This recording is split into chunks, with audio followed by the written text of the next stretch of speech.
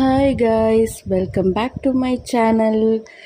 இந்த வீடியோவில் ப்ளீட்டெல்லாம் பண்ணிவிட்டு ஜாலியாக மேக்கப் போட்டு சூப்பராக அம்மாவும் பொண்ணும் காரில் எங்கடா போயிட்டுருக்காங்க அப்படின்னு பார்த்தீங்கன்னா, நாங்கள் 2 பேரும் ஒரு அவார்ட் ஃபங்க்ஷனுக்கு தான் கிளம்புனோம். ஃபஸ்ட்டு வந்து பார்த்திங்கன்னா, ஒரு கிளாசிக்கல் டான்ஸ் பின்னாடி உட்காந்துருக்க அந்த குட்டி பாப்பா தான் ஆடினாங்க. ரொம்பவே சூப்பராக ஆடினாங்க. பின்னாடி பார்த்திங்க இல்லையா, பிளாக் கலர் ட்ரெஸ் போட்டுட்டு 2 பாடி கார்ட்ஸ், அதாவது ஒரு 5 to 6 மெம்பர்ஸ் இருந்தாங்க. இந்த 2 பாடி கார்டு அவங்க கூட தான் வந்து பார்த்திங்கன்னா எல்லா அவார்டு வின்னரோட என்ட்ரியே இருந்தது. ஸோ எனக்கும் அப்படி தான் இருந்தது. ரொம்பவே ப்ரௌடாக ஃபீல் பண்ணேன்.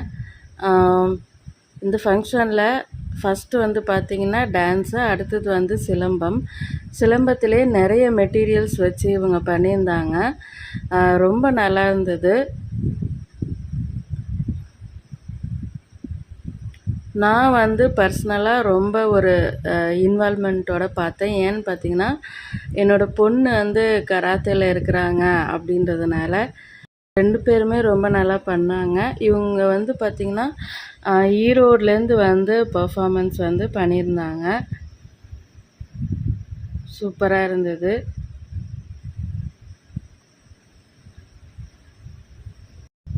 ஒரு அவார்டு வின்னருக்கும் பார்த்திங்கன்னா அரேஞ்ச்மெண்ட்ஸ் வந்து சூப்பராக இருந்தது. என்னென்னா தனித்தனியாக அவங்க நேம் மென்ஷன் பண்ணிட்டாங்க. அவங்களுக்கு உண்டான நம்பர், அதாவது டோக்கன் மாதிரி கொடுத்துட்டாங்க. ஸோ அந்த டோக்கன் நம்பர், அந்த நேம் எல்லாமே ஒன்றா இருக்கிற மாதிரி பார்த்துட்டு அந்த சீட்டில் தான் வந்து நம்ம வந்து வெயிட் பண்ணணும். இந்த மாதிரியெல்லாம் சூப்பராக இருந்துச்சு. ஈவெண்ட் வந்து ரொம்பவே நல்லா ரெடி பண்ணியிருந்தாங்க.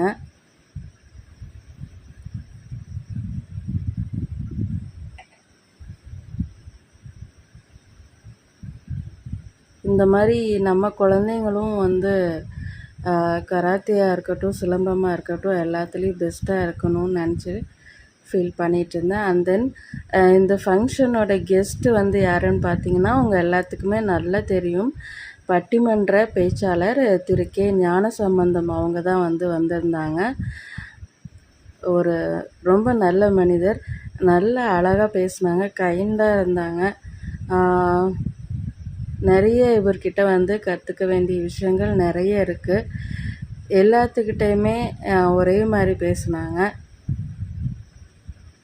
அதாவது அவருக்கு வந்து எவ்வளோ ஒர்க் டென்ஷன், அந்த மாதிரி நிறைய பிஸியான ஷெட்யூலெல்லாம் இருக்கும்.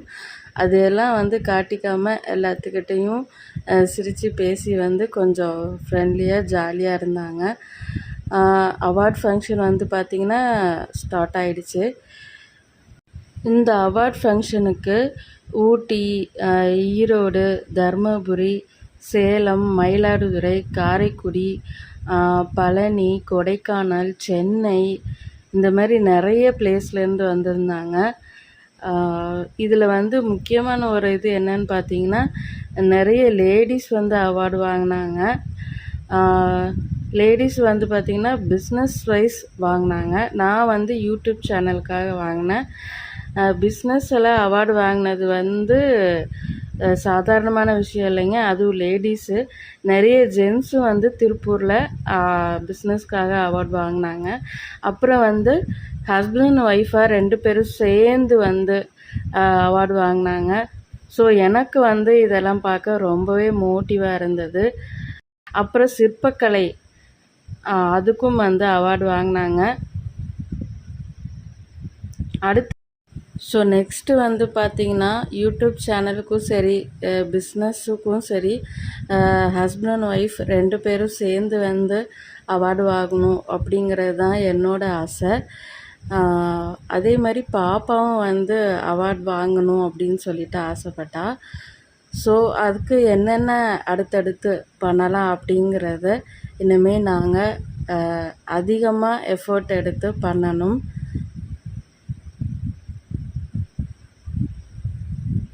என்னோடய டேர்ன் வந்து எப்போ வரும் அப்படின்னு வெயிட் பண்ணிகிட்டே இருந்தேன்.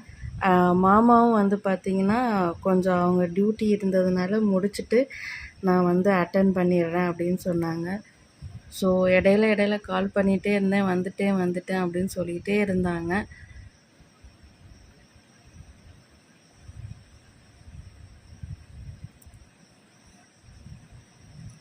பிஸ்னஸ் மேன் வந்து பார்த்திங்கன்னா திருப்பூரில் நிறைய பேர் அவார்ட் வாங்கினாங்க.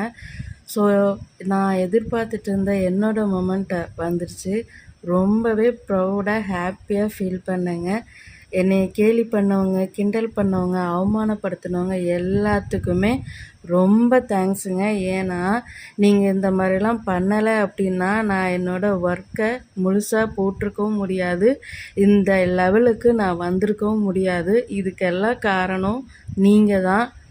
ஸோ இதே மாதிரி எல்லாரும் உங்கள் வேலையை பார்த்துட்டே இருங்க. கேலி கிண்டல் பண்ணுறாங்கன்னு சொல்லிட்டு அதை மட்டும் யோசிச்சுட்டு உக்காண்ட்ருக்காதீங்க. நம்ம ஒர்க்கை நம்ம செஞ்சோம் அப்படின்னா கடவுள் அதுக்கு உண்டான வழியை கண்டிப்பாக காட்டுவார். இப்போ வந்து பார்த்திங்கன்னா ஞானசம்பந்தம் அவர் வந்து பார்த்திங்கன்னா அவரோட ஸ்பீச் இருக்குது, கண்டிப்பாக பாருங்கள், ரொம்ப நல்லாயிருக்கும்.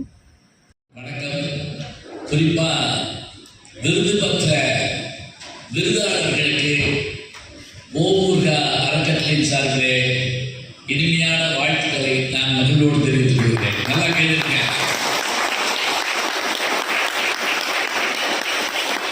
இந்த நிகழ்ச்சியில நான் கலந்து கொள்வதற்காக என்னை அன்போடு அழைத்த அருமை நண்பர் திரு சிவா அவர்கள், வாங்க இங்க வாங்க.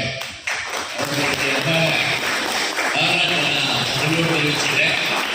அதாவது திறமையாளர்களை கண்டுபிடிச்சு அவர்களுடைய திறமைக்கு அங்கீகாரம் கொடுத்து விருது கொடுக்கின்ற அந்த பெரிய ஒரு செயல்பாட்டை அவரும் அவருடைய அறக்கட்டளை சார்ந்த நண்பர்களும் இங்கே செய்து வருகிறார்கள். அவர்கள் அத்தனை பேருக்கு என்னுடைய பாராட்டு.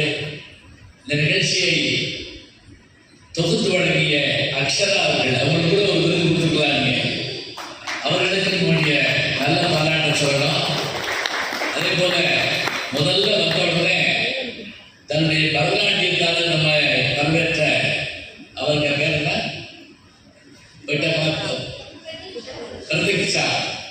பிரதீக்ஷா அவர்களுக்கு ஒரு நல்ல கைது கொடுங்க. அவங்களுடைய தாயார், அவருடைய குடும்பத்தாருக்கு பாராட்டு. அதே மாதிரி நம்முடைய தற்காப்பு கலை இன்னும் சொல்றதா இருந்தா நம்முடைய பாரம்பரிய கலைன்னு சொல்லக்கூடிய சிலம்பு, மான் கராத்தே, இதெல்லாம் மிக அருமையாக செய்து காட்டினார் ஒரு நண்பர். அவர் பேர் என்ன, மோனிஷ் அவர்கள். அவர்களுக்கு என்ன ரெண்டாவது பார்த்தேன். மேல மற்ற வந்திருக்கவங்க எல்லாரும் ஒவ்வொருத்தரும் ஒவ்வொரு திறமையானவங்க. ஜோதிட வல்லுநர்கள், இசைக்கலைஞர்கள், தொழில் முனைவோர்கள், குறிப்பா தொழில் முனைவோர்கள், இளமையிலேயே விருது வாங்குகின்ற பெருமையுடைய அந்த சிறுவர் சிறுமியர், அவருடைய பெற்றோர்கள். ஒருத்தவங்கெல்லாம் அவருடைய தாயார் சொன்னாங்க, அந்த பொண்ணு விருது யாருக்குமா, உங்களுக்கா குழந்தைக்கான்னு கேட்டேன். குழந்தைக்கு தான். என்ன தெரியும், எல்லாம் தெரியும்னாங்க. அதுக்கே ஒரு கேள்வி கொடுக்கலாம், என்ன பாட தெரியா, ஆட தெரியா, எழுத தெரியா, நல்லா படிக்கிறாங்க அப்படின்னு சொன்னாங்க. ரொம்ப மகிழ்ச்சியா இருந்தது. இந்த சிறப்பு சுற்றிட்டு இருந்தப்ப தான் என்னுடைய நண்பர் கமலஹாசன் அவர்கள், திரைப்படத்தில் உள்ளவர் தான், அவர் வந்து என்னை அழைச்சோடனே நான் உள்ள ஓடினேன். இருந்தா போன்ல அவர் கூப்பிட்டாரு அப்படின்ட்டு வேகமா போயிட்டு சொன்னேன். நான் அவர்கிட்ட மேடையில உங்க பாட்டு தான் சாந்து போட்டு சந்தனம் போட்டு ஓடிட்டு இருக்கு, அதுக்கு செலவு சுத்திட்டு இருக்காரு ஒரு நண்பர். அவர் கேட்டு ரொம்ப சந்தோஷப்பட்டாரு. அவர்களுக்கு என்னுடைய அன்பு பாராட்டை சொல்லி இந்த விருது எத்தனையாவது ஆண்டு நடைபெறும்? முதலாம் ஆண்டு இந்த விருது விழாவை இவர்கள் சிறப்பாக செய்திருக்கிறார்கள். தொடர்ந்து சாதனையாளர்கள் தமிழகத்தில் மட்டுமல்லாது அயலகத்தில் இருந்தாலும் கூட அவர்களையும் நம்ம அழைத்து அவர்களுக்கு மரியாதை செய்யணும். நான் வெளிநாடு போறப்பெல்லாம் அங்க இருக்கவங்க என்ன கேட்கிற கேள்வி என்ன அப்படின்னா, நாங்க உங்களெல்லாம் கூப்பிட்டு மரியாதை பண்றோம், எங்களுக்கு யாருமே ஒன்றும் செய்ய மாட்டேங்கிறாங்களே கேட்கிறாங்க. அப்ப நம்ம இந்த மாதிரியான அறக்கட்டளைகள் என்ன செய்யணும்னா, ஒரு சிங்கப்பூருக்கு வர வைக்கலாம், இலங்கையிலிருந்து கூப்பிடணும். அதே போல அமெரிக்கா, ஆஸ்திரேலியா எங்க இருந்தாலும் திறமையானவர்களை கண்டெடுத்து அவர்களுக்கு ஊக்கம் தருமாறு நாம் விருதுகளை வழங்க வேண்டும். ஓமுருகா அறக்கட்டளை அதை வருங்காலங்களில் சாதிக்கும் என்று நான் கருதுகிறேன். காரணம், பூரா இளைய தலைமுறையை சார்ந்தவர்கள் தான் இங்கே உட்கார்ந்துருக்காங்க. அவர்கள் அத்தனை பேருக்கு என்னுடைய பாராட்டு சொல்லி, விருது பெற்ற பெருமக்கள் விருது வாங்கியாச்சு அப்படின்னு வீட்டில் இருக்கிறாங்க. இது எதுக்குன்னா, நீங்க அடுத்து ஓடுறதுக்காக. அதாவது பழனிக்கு போறப்ப நடுவழியில ஏதாவது உணவு கொடுப்பாங்க, புளியோதரை, சர்பத்து எல்லாம் கொடுப்பாங்க. வாங்கி சாப்பிட்டு மழை திரும்பி இருக்காது, முருகனை போய் பார்க்கலாம். அதுபோல உங்களுக்கான விருது அரசாங்க கலைமாமணி விருதோ, டெல்லி பத்மஸ்ரீ விருதோ உங்களை போன்றவர்களுக்கு காத்திருக்கிறது என்ற ஒரு நம்பிக்கையோடு நீங்கள் இந்த விருதினை பெற்றுக்கொள்ள வேண்டும்.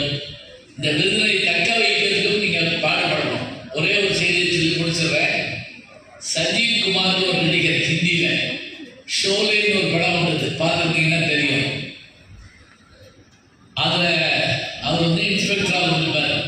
அவருக்கு 2 பாரத் பட்டம் கொடுத்தாங்க. அப்ப அந்த விருதை வாங்கிட்டு அவர் பேட்டி எடுக்கிறாங்க. சந்தோஷமா இருக்கீங்களா? இல்ல அப்படின்னா. ஏன்னு கேட்டாங்க. இனிமே தான் நான் கவனமா இருக்கணும். ஏன் தெரியுமா? நான் நல்ல படத்தில் நடிக்கலைன்னா இவனுக்கு எவ்வளோ 2 பாரத் பட்டம் கொடுத்தான்னு சொல்லுவாங்க. இப்ப நீங்க விருது வாங்கினவங்களுக்கு பொறுப்பு வந்துருச்சு. நீங்க விருது வாங்கியிருக்கீங்க, அப்ப சரியான ஆளை தேர்ந்தெடுத்து கொடுத்துருக்காங்க. இனிமேல் உங்கள் வாழ்க்கையில் இதே போன்ற படிக்கட்டுகள் நிறைய இருக்கும். அதெல்லாம் ஏறி நீங்கள் சிகரத்தை தொட வேண்டும். சிகரத்தை தொட்டுட்டா வெற்றி நடை போட்டு சிகரத்தில் ஏறுகிற மாதிரி சிகரத்தை தொடரணும். சிங்க நடை போட்டு சிகரத்தில் ஏறு, சிகரத்துக்கு முடிஞ்ச அப்புறம் வானத்தில் ஏறுவார் வைரமுத்து. அதுபோல உங்களுக்கு வானமும் அதை தாண்டிய தூரமும் எல்லாமே நம்முடைய எண்ணங்கள் தான். மனதில் உறுதி வேண்டும், வாக்கினிலே இனிமை வேண்டும், நினைவு நல்லது வேண்டும், நெருங்கிய பொருள் கைப்பட வேண்டும் என்று பாரதி சொல்கின்ற அந்த வார்த்தைகளை நினைவேற்றிக் கொள்ளுங்கள். விருதுகள் உங்களை நோக்கி வரட்டும். அதற்கு விதை போட்டிருக்கிறார்கள் நம்முடைய திருப்பூர் ஓமுருகா அறக்கட்டளை சார்ந்த நண்பர்கள். அவர்களுக்கு நம்முடைய அருமையான பாராட்டை மகிழ்வோடு தெரிவித்துக் கொள்கிறோம். மீண்டும் சந்திப்போம். நன்றி, வணக்கம். ஸோ இவர் சொன்ன மாதிரியே பார்த்திங்கன்னா அடுத்தடுத்து நம்ம எஃபர்ட் வந்து அதிகமாகிட்டே இருக்கணுங்க. இதோட ஸ்லோ ஆகிடக்கூடாது. நம்ம தளபதி சொன்ன மாதிரி நம்ம வேலையை, நம்ம கடமையை செஞ்சுட்டு அந்த நதி மாதிரி போயிட்டே இருக்கலாங்க. கடவுள் வந்து நமக்கு நல்லதை கண்டிப்பாக செய்வார். அவரும் பார்த்திங்கன்னா கிளம்பிட்டார்.